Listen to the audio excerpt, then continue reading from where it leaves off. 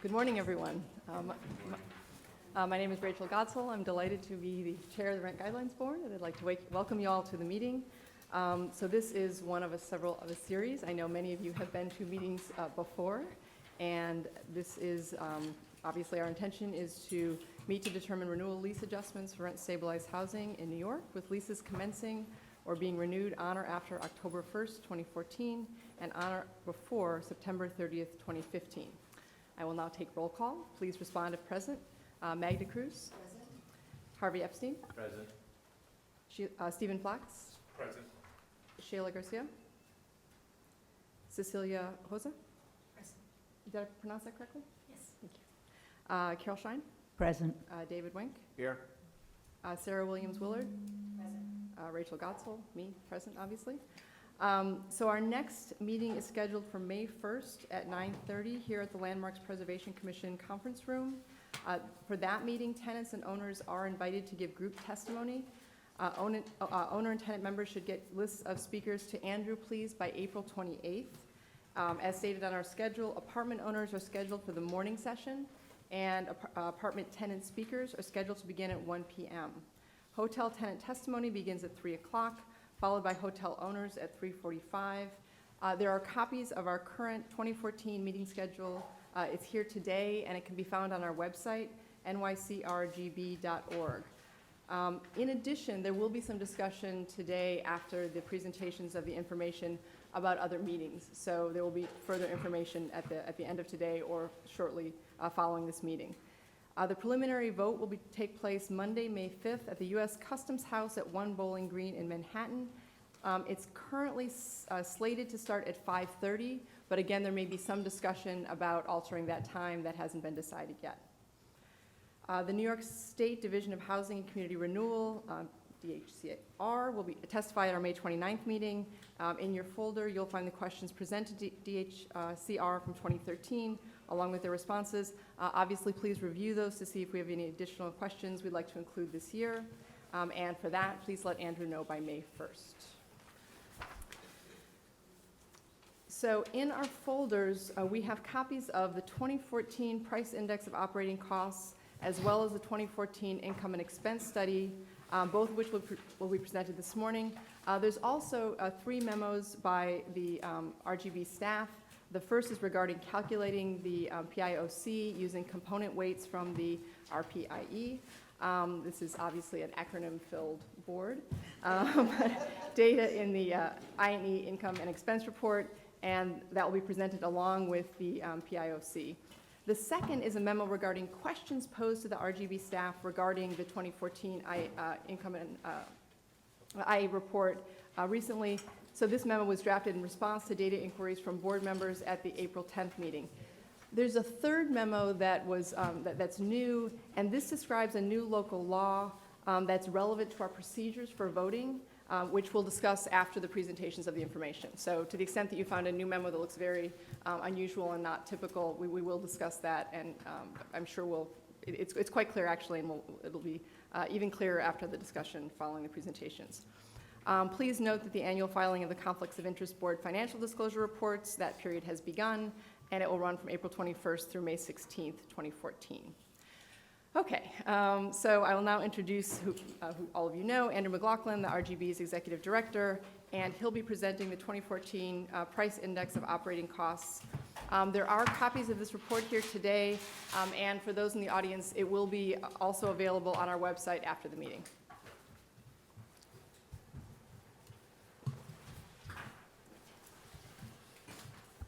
Rachel, can I just ask one quick question? Of course. These questions that went to DHR, can we get them sent electronically to us too? Absolutely. Okay, thank you.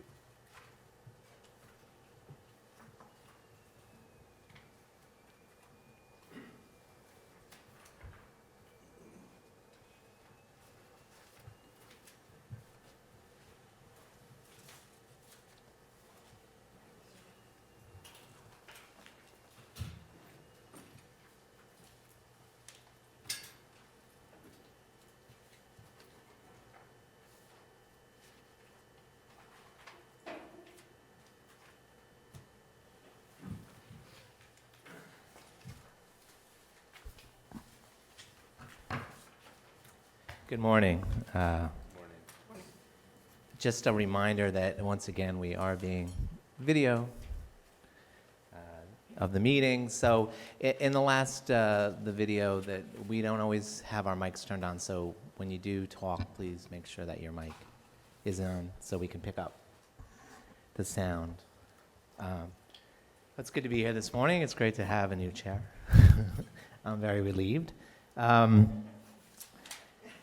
So I'm going to present today the price index of operating costs, and part of that presentation, I've also put in the presentation the memo regarding switching weights from the PIOC using income and expense data that we'll find and will be presented by Brian in the 2014 income and expense study, and updating those weights going forward just to simply have a more current expenditure pattern of what owners are spending money on. So, but first, I'll present how we've traditionally printed the price index. I've tried to make it, since we have so many new board members, as much information as I can, and hopefully explain it as we go along, but feel free to ask questions.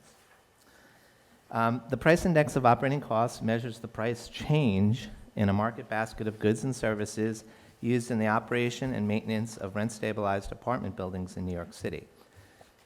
The price index measures changes in the cost of purchasing a specified set of goods and services, which must remain constant both in terms of quantity and quality from one year to the next.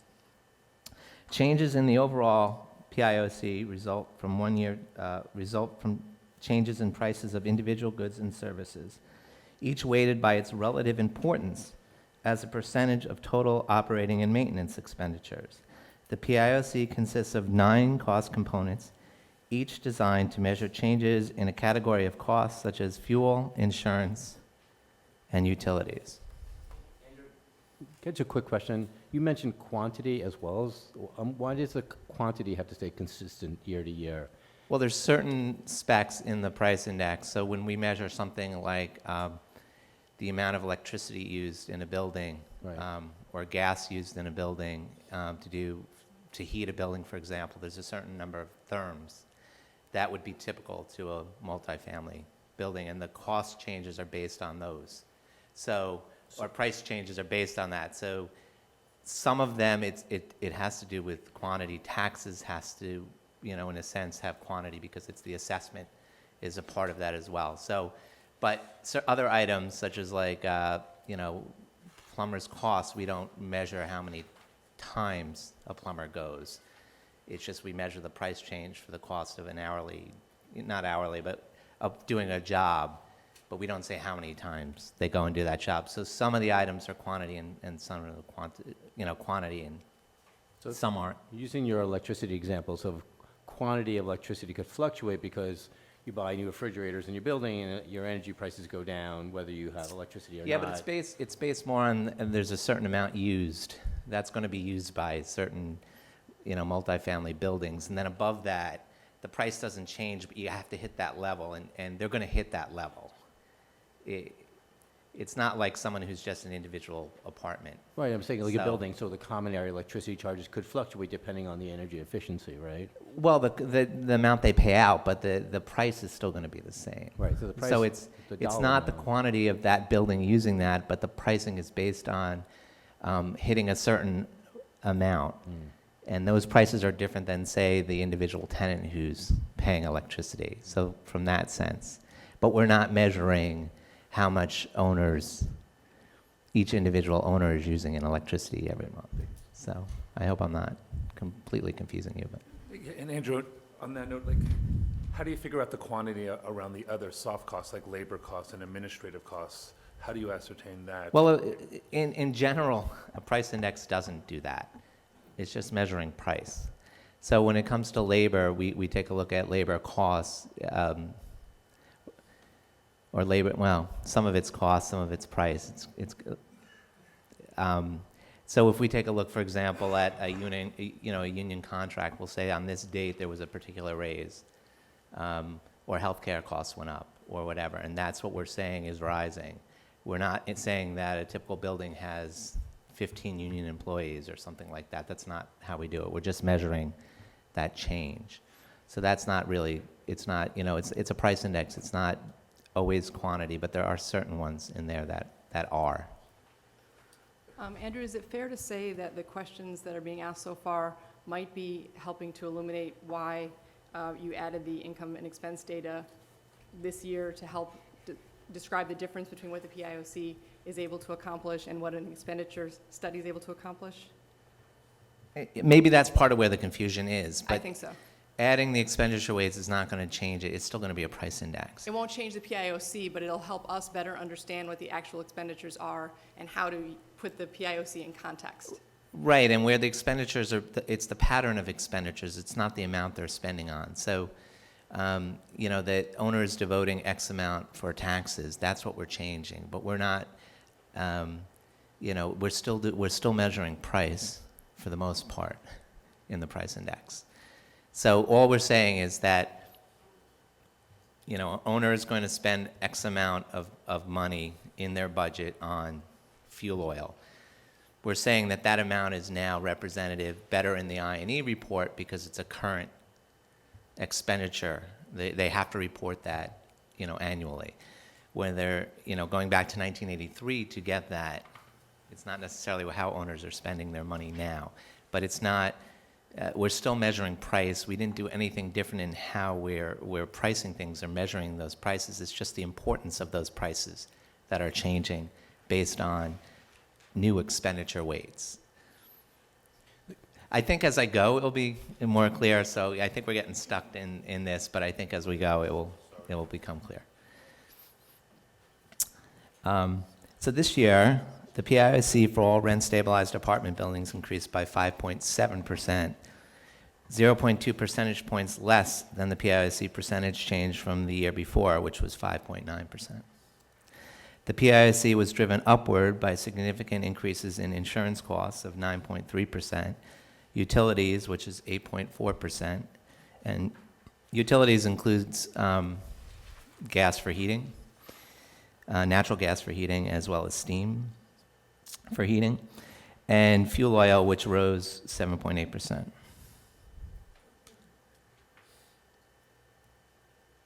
The growth in the consumer price index during the same time period was lower than the PIOC, rising just 1.5%.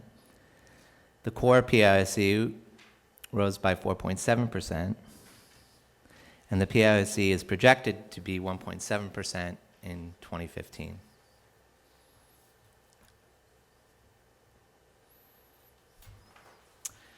So here's an overview of the changes in all of the components that we will be going into later. Increases occurred in all 9 of the PIOC components.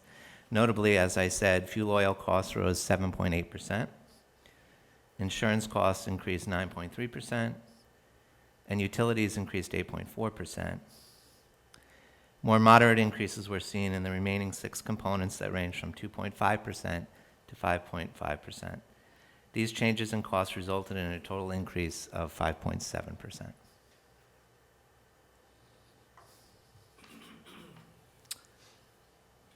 Data from the PIOC comes from many different sources.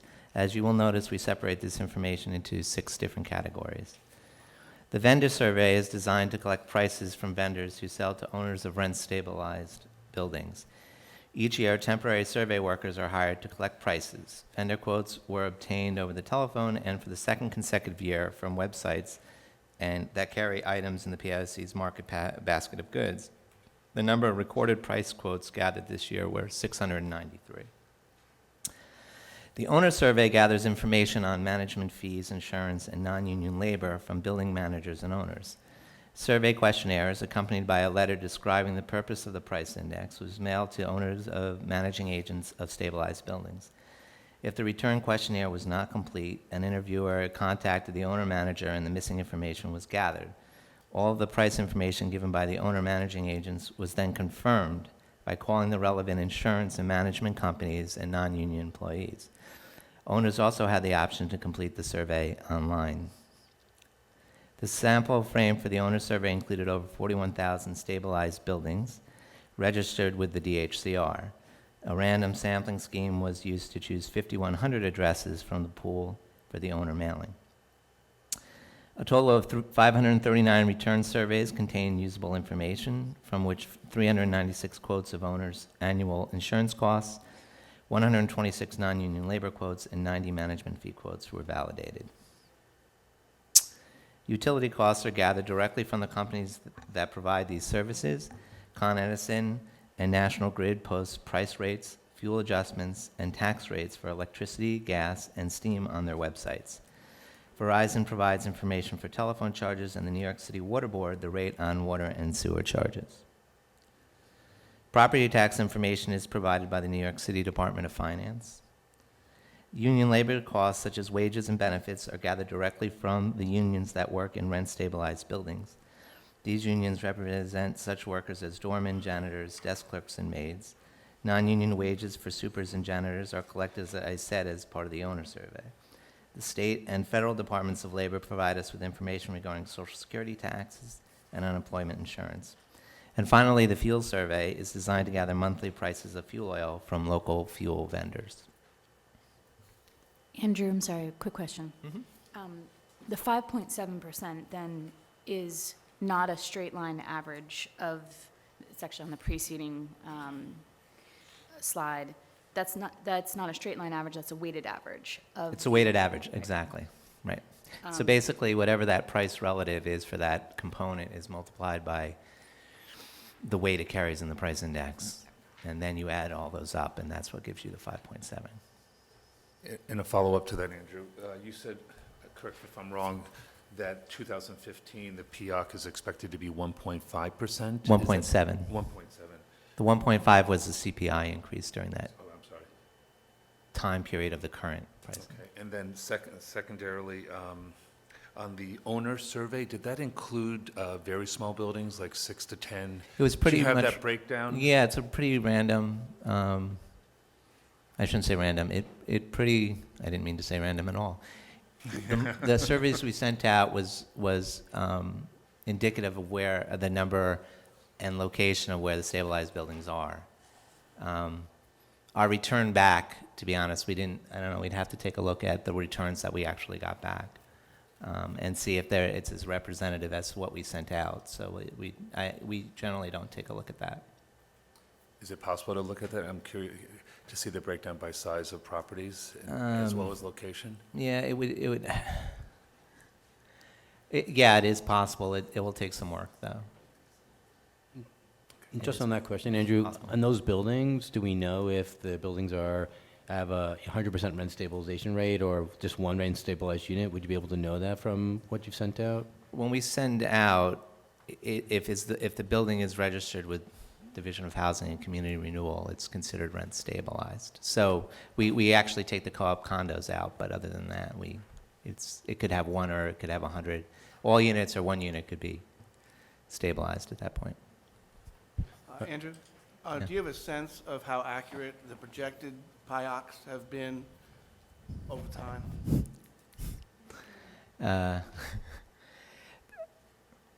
Because of the volatility of fuel oil, taxes, and insurance, it's become increasingly harder to project what's going on. And I'll get into that later, because our projection was wrong from last year. Shocking, but it was wrong. It was 2.6, right? And, the tax, part of it was the tax and part of it was the fuel that really impacted that. So, but I'll, show our errors coming up shortly.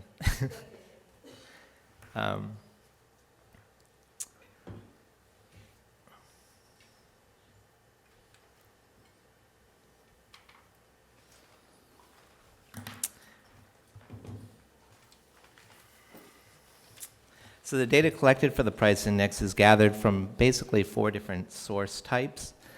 We have government agencies that we gather from, vendors and contractors that we take a look at, unions and utilities companies, and then finally we go to owners for some of the information. So this is how it breaks out. Government agencies, we're getting basically 39% of what's in the price index from government agencies, such as the Department of Finance. Vendors and contracts, that's when we call the contractor or the vendor and we're getting pricing data. Unions and utility companies compose another 15% of the data. And finally, owners of rent-stabilized buildings is the final source, but it's only 16%. And all that 16% is basically confirmed by going to other, confirming the insurance quotes, the non-union labor quotes, and the management company's fees. So I just wanted to go a little bit into the price index weights, because we started that discussion, and sort of how that works. The weights for the PIC are both old and new. The original market basket was devised many years ago by surveying owners regarding their expenditures or what they spend money on, and that was back in 1983. Every year when we get the results from the price index back, we adjust the weights. So, for example, if we see the cost of fuel oil goes up 6% and the overall index increased by 4.5%, then in the next survey, the weight for that item increases in relative proportion to all the other items and the owner spends money on in the market basket. So in that sense, the weights are old and they're new. The weights are adjusted every year. For example, if the overall index goes up 4.5 and fuel goes up 6, the next time around it makes sense that fuel oil is going to be a bigger part of that market basket because its price is going up more than the whole. So any item that goes up more than the overall index gets a higher weight, and those that go up less than the index, the weight of that item gets reduced. So the PISC is a weighted average that is reweighted each year based on the price changes.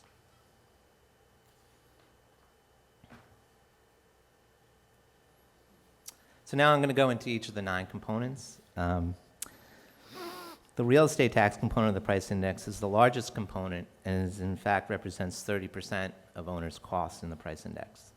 This year, taxes rose 5%. This slide shows a breakdown in the change of assessments and tax rate by borough. The assessments rose in all 5 boroughs, with Manhattan witnessing the highest growth of 5.8%. More moderate increases were seen in Queens of 5.3, Brooklyn 5.2, and the Bronx 3.9. After rising by the greatest proportion last year, Staten Island saw the lowest rise in assessments at 1.9%. Buildings in Manhattan generally drive much of the change in assessed values citywide. This was true in fiscal year 2014, with 65% of all the evaluations emanating from this borough.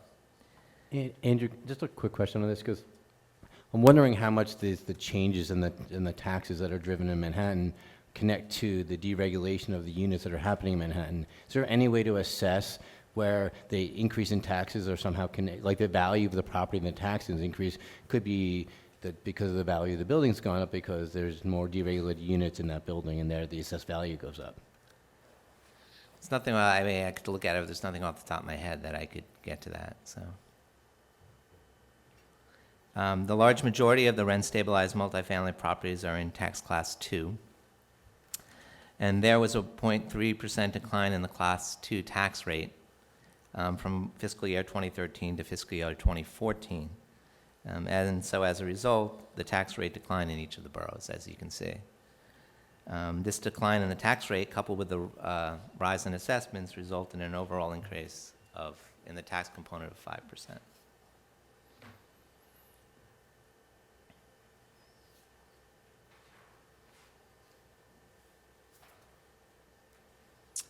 So as you can see from this graph, you can disaggregate the taxes into several components. The black line on the chart represents the change in taxes from one year to the next. So this year the change was 5%. The change can be broken down into the impact on assessments, which is the orange bar, and the impact of exemptions, abatements, and changes in the tax rate, which are grouped together in the green bar. So the change in taxes was due to a rise in assessments, really, of 5.4%. And there was a decrease in the tax rate of 0.3% in fiscal year 2014. And abatements and exemptions just had a minor impact on the rise in taxes this year. So just this graph is just illustrating the, and you can see over the last really 4 years where assessment has really driven increases in taxes, certainly more than the tax change, any change in the tax rate. And so Andrew, just on that, how do we determine why the change in the assessed value? Kind of how do we drill down a little on that? Is there a way to do that so we can kind of get some data why the assessed value changed so much, changed the tax rate? Well, no, the assessed value doesn't change the tax rate. The tax rate is set each year. Right. It's a little complicated. There's four classes of taxes out there. Classes 1, 2, 3, 4. There's a constant tax rate, but the city can determine at what rate they want to do each one of those classes. So that's why the rates fluctuate from year to year.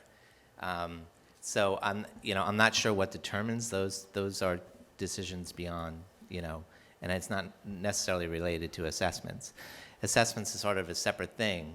The Department of Finance is going around assessing buildings, and so those assessments are rising. So if the tax rate was constant in Class 2 from year to year to year, and there was tax changes going up, it would either be to what's going on with the assessment, whether the assessments are going up or they're going down. But it's not necessarily that one is a reflection of the other, because the tax rate is determined in a different way. That's my understanding anyway. It's a sort of a complicated system, and the tax rate is actually determined in Albany, which makes it even more complicated. So there's very little the city can do to change the overall tax rate, but they can go into each individual class and change tax rates. So what No. defines a Class 2 property then? It's mostly multi-family buildings is most of what Class 2 is. So it could be a 6-unit building or a 50-unit building? Yeah. And so almost all of our stabilized stock is a Class 2. So I've seen that some of the buildings where the assessment is high, the taxes are priced higher. So like you said, there's no tax rate for certain type of properties, but what determines the increase? I mean, if we're looking at an increase in taxes, and we're also looking at the tax assessment, or if the tax assessment is lower, you still see an increase in the taxes. So there's got to be some type of component. If there's some lowering, each individual building would have to be, would be taken on a certain basis. I mean, there's abatements and exemptions that may be going on there. I'm not sure, but if tax rates are going down, all I can say, if tax rates are going down, owners could be seeing rise in the overall amount of taxes they're paying simply because their assessment is going up. But if assessments are going down and the tax rate is staying constant, then there's something else at work there. I'm not sure what would be going on in a building like that. Usually the assessments, I believe, are sort of over a period of time. I think it's every 4 years the buildings are assessed. And I think the assessment is gradually put in. Am I saying that correctly? Does that sound right, Sarah or Magda? I think we're subject to increases in assessment every year. I don't know I don't know the frequency by which they have someone physically go to the I think property. that's when someone physically goes out is every 4 years. But yes, But your your assessments assessment will change changes every year. Absolutely. And we're constantly tracking that. And you said last year the assessments had gone up, well, the tax rate had gone up last year at 5.9. Well, not the rate, the The taxes in the basket went up I think it as was a combination of, 2.6% last okay. year. I don't have my book It, with me. it seems to be a combination of the two things. It's the assessment, which is the value of the property, and that would be an interest, I don't know if you already have that in the future, but that's a pretty interesting graph, how assessments have gone up, even in what would otherwise be considered recessionary times. And Well, the you can tax see rate, here, I mean, it's right here. I mean, the orange bar is assessments, and yeah. And citywide then- assessments since 2011, the last 4 years, they were flat essentially in 2010. That's why, no, actually, they still went up, I'm sorry. Yeah. Yeah, up it's and still, down. they've gone up pretty much since 1999. Assessments have always been up. Yeah, the assessments are the brown. Yeah, so, yeah, the brown. And then the tax rate itself, that has fluctuated annually as well. But that's interesting. I didn't know that it was set by Albany and not by the city. Yeah, that's why that's, Makes it they don't have control nuanced. of the tax rate itself. So if they want a tax rate change, and I think the last one was done in 2003, which you can see those two green bars in 2003 and 2004, that was rate, and look how much it went up over that period of time. That was a city tax rate increase, and assessments went up. So you can imagine those years in the price index, those were incredibly high tax increases, double-digit tax increases were seen during that time, up to, I guess it was close to 15, 16%. But they had to go to Albany to get that tax rate change. So, So, and I think that's the last time it's been changed. it's working. Oh, there you go. Okay. So would you say that the higher the assessed value, the lower your tax rate? Or is it the opposite? No, it would be the higher your assessed value, the more your taxes The are more going to go your up. taxes paid? Right. So right. if values are lower these days in New York City, why does it seem that the taxes are going up? It depends on what type of property you're talking. I think typically multifamily buildings have not seen that much decrease in value, typically, because this is what it's showing. The Right. assessments are going up. So, individual homeowners have maybe seen that, or 1 or 2 family or 3 family homes. I don't know, but we don't deal with that. So maybe that's what you're thinking of. But clearly the value overall the entire city, now that won't say that there's pockets of the city that are seeing decreases in assessments. There are.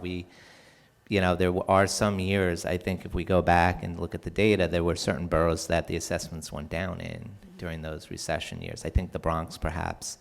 I'd have to go take a look. But there is certain areas of the city, but particularly in Manhattan, which drives a lot of the rise in assessments, kept pushing those assessments up. So. Do you have this broken down by borough, this Well, assessment? every year we do, so you can go to any report and get that data. Like this year, we have it by borough, if you go back to this one. So this year, for example, Manhattan, the assessment was 5.8. That was the rise for all of Manhattan. Bronx was 3.9. Right. Brooklyn 5.2, and this chart's in every price index. So you can go back and you can take a look at the assessments. And then there were years where you can go, even though there was a rise in assessments, there's certain boroughs that the assessments went down. It'd be interesting because the chart seeing kind of the gradual change in the assessments, I'm wondering if it differs per borough, whether we have this kind of same kind of upward tint since 1999 in every borough, or is it more of a Manhattan phenomenon, or is it it's all 5 boroughs? It'd be interesting to see that. It's if there's a way to put it on a chart instead of having to look back every year for the last 15 years.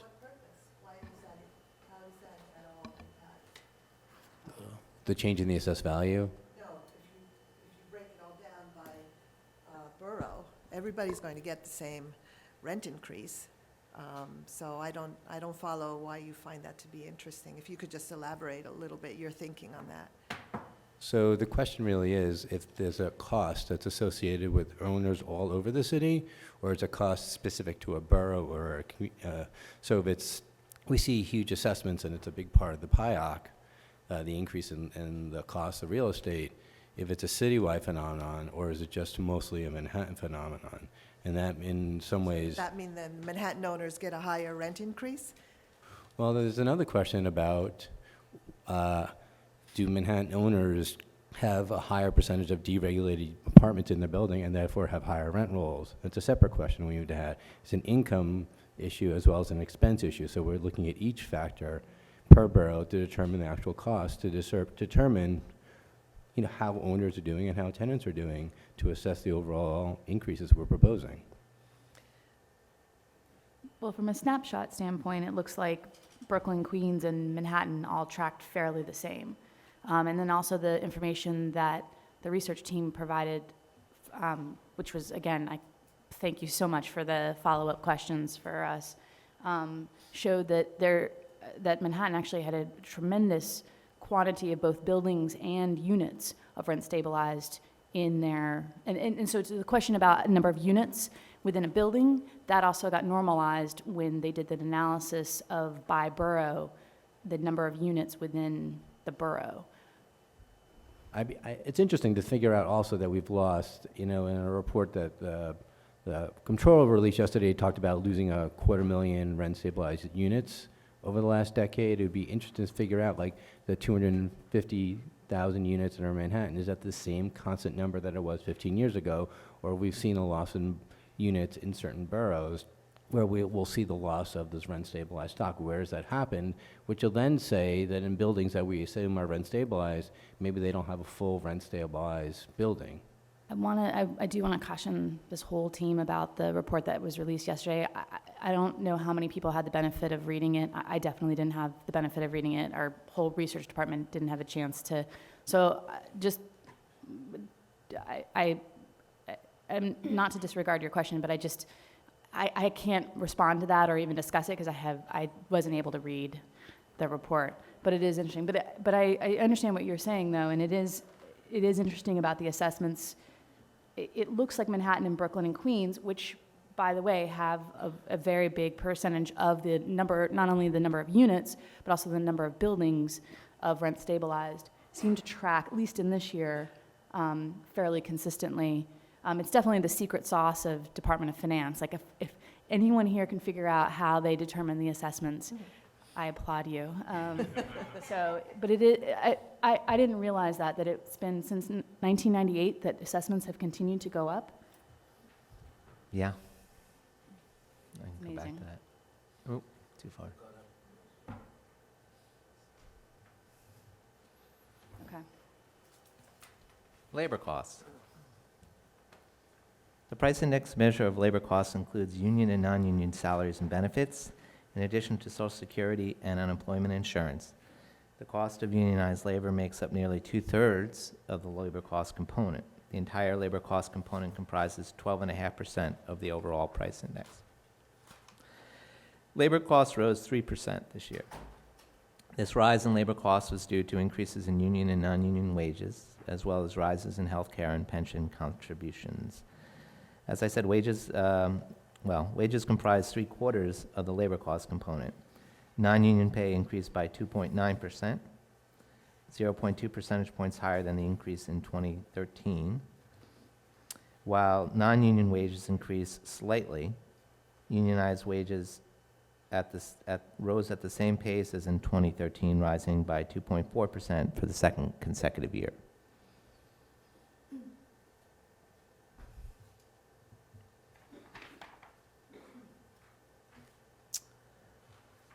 The change in costs measured in the fuel component considers both the change in weather and the change in prices for the 3 types of heating oil used to heat multifamily buildings in New York City.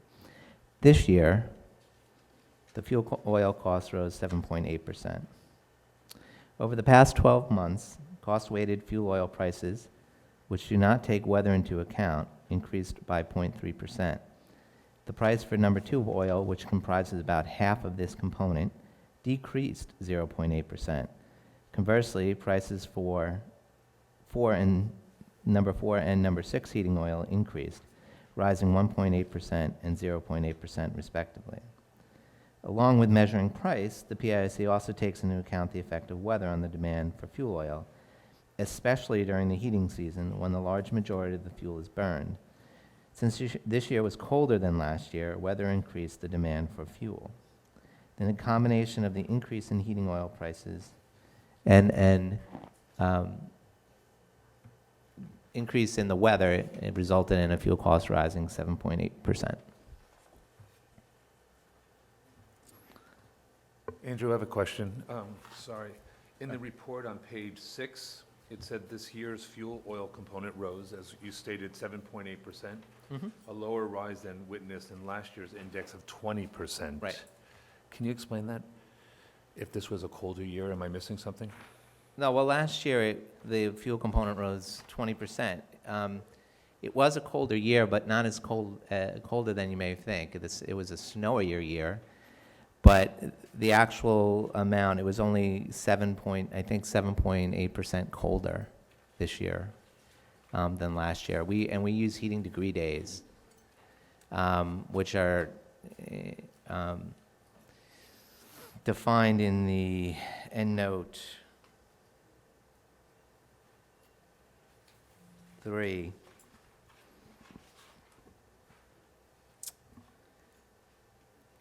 Meg, So does the that- number of heating degrees, so anytime, the number of heating degrees that the average temperature for the day is below 65 degrees Fahrenheit. So they count the number of degrees. So if you had a day that was 30, so you take that from 65, and you would get 35. So that's 35 heating degree days for that particular day. And then you accumulate a daily heating degree day, and then there's one for the month, and then you can do it for the entire year. So what we're doing is we're comparing those heating degree days that are cost weighted, because we're taking a look at months that are where the fuel oil is actually burned. And then you total those up, and if you compare one year to the next, it wasn't that much, significant. So clearly the prices were basically flat, but it was a colder winter. So the idea is try to capture demand without actually having a fuel oil bill. We can't go, so this is our way of sort of estimating what the demand would be. So if it's colder, we say, okay, more fuel oil is burned, and that's ended up being a total of 7.8% increase. Andrew, just two quick questions. One is, I thought number 6 fuel is being phased out. It is. Is this year, or is that? Now, next year. Next year. And how about the fuel versus natural gas, the percentage of buildings that are using? Yeah, we did an update to that 2 years ago. Right. So we updated that. There are more buildings using gas, and now that's reflected in the price index that's from 2 years reflected. ago. But it's still, an expenditure survey is the amount of money people are spending on certain items. So it's not necessarily an equal representation of those buildings that have gas and those buildings that have fuel oil. If the prices amount spent on each, it would be the exact, okay, so you have 10 buildings heating with oil, 10 heating with gas. They both say the same amount of money for both those items. 50% of the component for heating would be would be half natural gas. But fuel oil tends to be more expensive. So as that rises, those percentages differ. So, you may have, 35% of the weight goes to that gas as the rest is 65 when it comes to heating. And then there's a very small percentage of steam, but that's basically how it breaks out, because we're looking at expenditure, not necessarily individual. So how do you weight, the natural gas versus fuel? How do you determine what percentages to give to each? Well, that's what we did with the survey. We surveyed owners and That- see what they were spending on, not only if they were using gas, but then we said, well, how much did you use? So this So is you take a look at all those buildings, you total up the entire amount of gas money spent on the people who responded and the total number of oil money spent, and then that's how you end up impacting the weights within the price index. So that was updated 2 years ago. We'll probably update it again once the number 6 goes out, but we didn't want to do it before then, because to do it again this year, then we'd have to do it again next year. And, are people converting to number 4? Are they converting to gas? We'll find out. So we'll have to look at either doing it this fall or next fall to try to update that.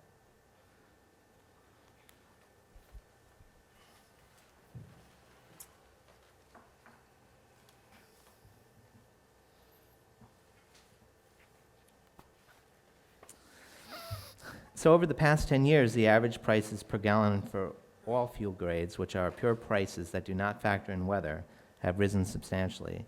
The average price for all grades of fuel oil in the calendar year of 2013 was $3.69 a gallon. If you adjust this for inflation, the average price in 2003 was $1.82. This is an annual rate of increase in the price of fuel oil of 7.5 percentage points above the general rate of inflation. So adjusted for inflation, the price of new number 2 fuel oil, which is most commonly used for fuel oil, actually fell by 4% from 2013. In 2013, following an increase of 1.3% in 2012, and that's what this graph is trying to depict.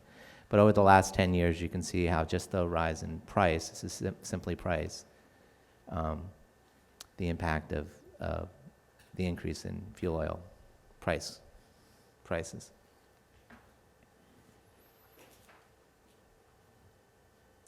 So to try to put all this in perspective in terms of weather and price, in years that are colder than the prior year, the weather factor will place upward pressure on the fuel oil costs relative, enhancing pure price increases of fuel oil and dampening the effect of price declines. So the opposite of that, in years that are warmer than the prior year, the fuel oil component will be lower than pure price increases and will show a larger declines in fuel oil prices decrease.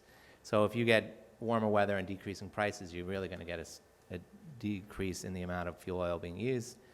Subsequently, if it's colder and prices are going up, that's where you're going to see huge rises. So if you just take a look, we tracked the last 10 years of the price index.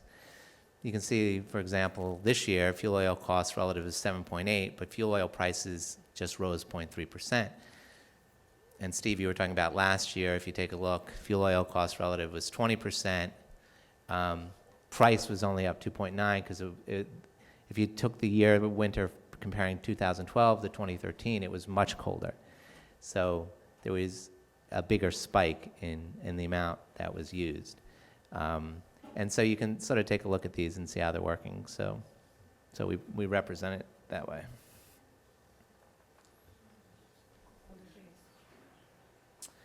The utilities component consists primarily of electricity, natural gas, and water and sewer changes.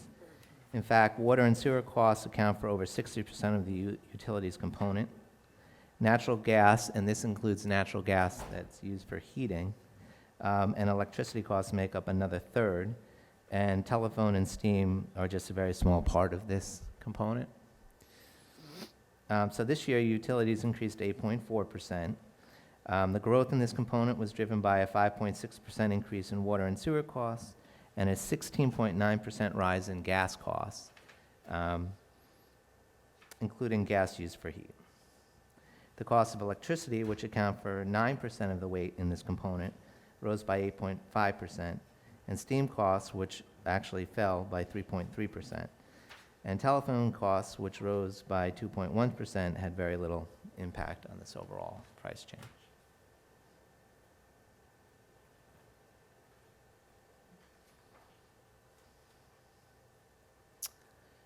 So insurance costs, for the third consecutive year, there was an increase in insurance cost component, rising 9.3%, compared to last year's increase of 7.1%, and it was 2.5% in 2012. And so if you take a look at it, changes in insurance costs for owners varied by the amount of the policy. So policies that cost more than the median, which was $5,871.70, and that would represent half of all the verified insurance quotes, saw an average increased cost of 10% upon renewal.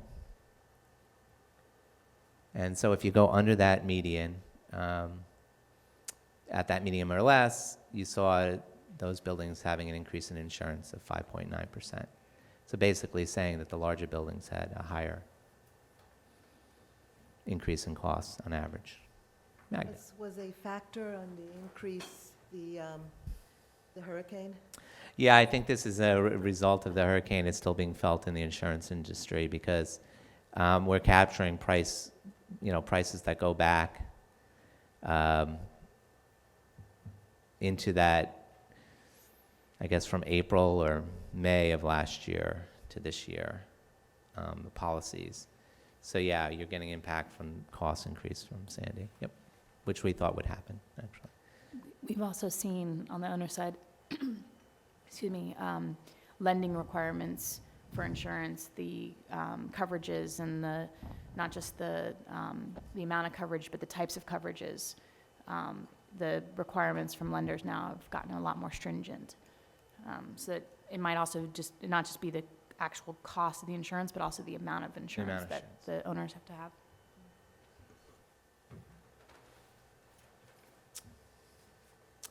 So we're just going to go through the other ones and I just sort of show them all up on this table. The contractor services component rose 3.9%. The most important items in this component by weight are repainting and plumbing rates, which comprise 2/3 of the contractor services component. Repainting weights increased 4.7%, and plumbing fees increased 4%. Administrative costs rose 2.5%. Fees paid to management companies, accountants, and attorneys nearly make up this entire component. And rising, so management fees rose 2.5%, accountant fees 2.7%, and attorneys 3.3%. The parts and supplies component accounts for less than 2% of the entire price index. The overall increase in the parts and supply component was 3.1%. And the replacement cost component is even less significant than the parts and supply component, its weight being less than 1/100th of the price index. This year, that was an overall increase in replacement costs of 5.5%. Andrew, just one quick question. On the contractor services, is that union, non-union, or both? It could be both. How do you Yeah. weight union versus non-union in Yeah. that? So you don't know if it's union or non-union? No, because we have no idea if who's hiring who, so we just use everything the same. So that number's directly from the owner, No. We go to the vendor. the vendor? Yep. Okay. So we say, what did your cost for doing a particular job this year? What was that same cost for last year? And Or those price. vendors, you independently get those vendors, or how do you get those list of vendors? We have a list of vendors that we call. We seek out new ones when we can. But it's a list of, vendors that work in New York City and they service stabilized buildings. And how big's the list? Big. I don't know, it depends on the item because, the more weight the item gets, the more quotes we have to get. Great. So repainting is the biggest. I mean, all those are in Appendix 1. You can take a look. The number of quotes we get for each item. Thank you. So depending on how much weight that item has in the component, that's how many do we have to, go out and get.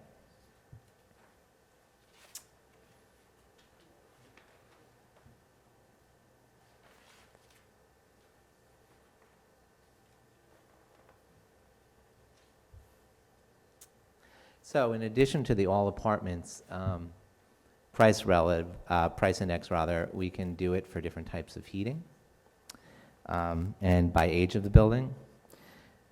So we can take a look at buildings that were built pre-1947, post-1946, buildings heated by gas, buildings heated by oil, and master meter buildings.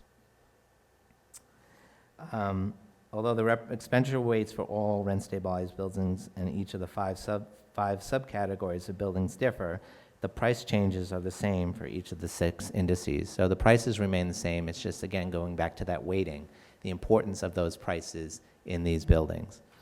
So typically, buildings constructed before 1947 incur a lower percentage of operating and maintenance costs for property taxes, which rose 5%, than post-46 buildings. However, their fuel oil costs, which increased by 7.8%, represent a significantly higher percentage of total operating and maintenance costs. So the PISC for pre-47 buildings was 6.2%, higher than the post-46 buildings of 5.2%. Indices were also calculated for different types of heating systems. Due to the large increase in the natural gas costs of 17% for heating multifamily buildings in New York City, the price index for gas-heated buildings rose 6.2%, while oil-heated price index, buildings heated by oil, was 5.6%. And master metered buildings was the highest of 7.1%.